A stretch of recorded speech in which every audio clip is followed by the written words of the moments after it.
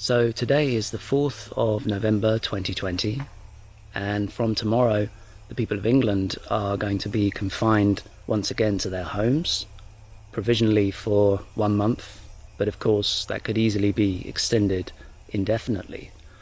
And I remember the initial announcement of the lockdown. Initially it was presented as being just 3 weeks, just to flatten the curve, and then it became another 3 weeks, and well, here we are, 7 months on, and far from our freedoms being restored, they continue to disappear and new restrictions materialize. So for example, a cornerstone of our democratic freedoms is the right to protest, and initially that right was preserved, but they've just announced that that's not going to be tolerated going forward, so that's another freedom that has been suspended. And I really feel that this should be a concern for all of us, because the historical record shows that freedoms are hard fought and easily lost, and it brings into question what's the right thing to do as people.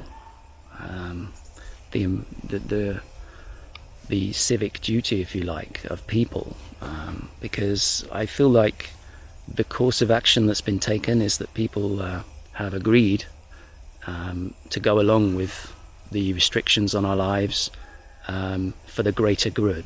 For the greater good, to beat the virus. And there's a general sense that if you refuse to go along with these restrictions, that somehow you're being very selfish. And I think it's important to look at that, really, and think about what is the right thing to do as people in society. And when the first lockdown was announced, I took the view that it was an opportunity. The opportunity to really give more attention to how we live our lives, to use that additional time at home to pursue things that support our well-being. And I still feel like that. It is an opportunity for us to improve our lives by focusing our attention on how we live.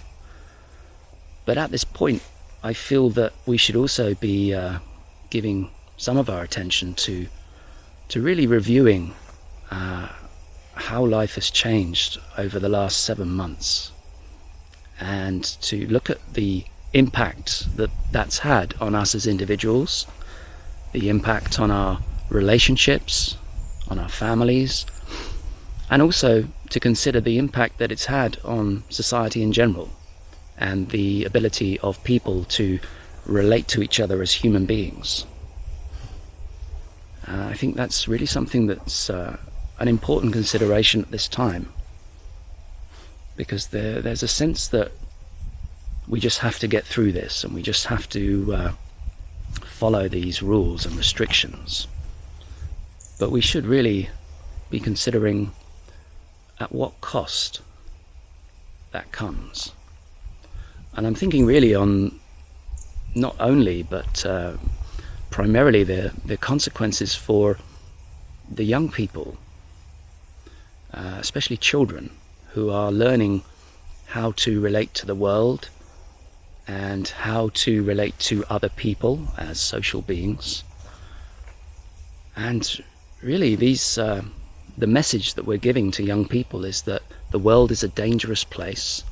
Other people are dangerous. You should keep away from them. There's danger everywhere.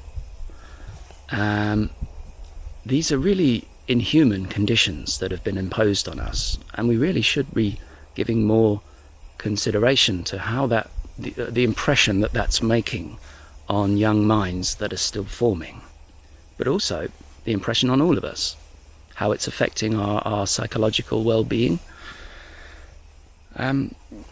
It seems to me like that hasn't been a central focus on finding our way forward, but I think now it should be. And the lockdown again presents an opportunity for all of us to look at how life has changed and to consider the implications of that.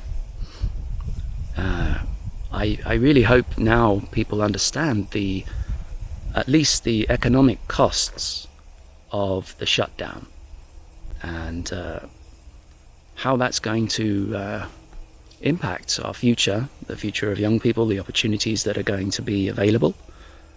And of course, that damage is baked in. It's already, the damage has already been done, but of course now we're compounding it with an additional lockdown.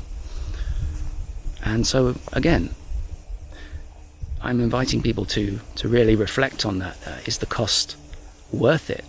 And to really to say that there's no alternative, that we literally have to follow this course is just not true. I mean, Sweden didn't have a lockdown.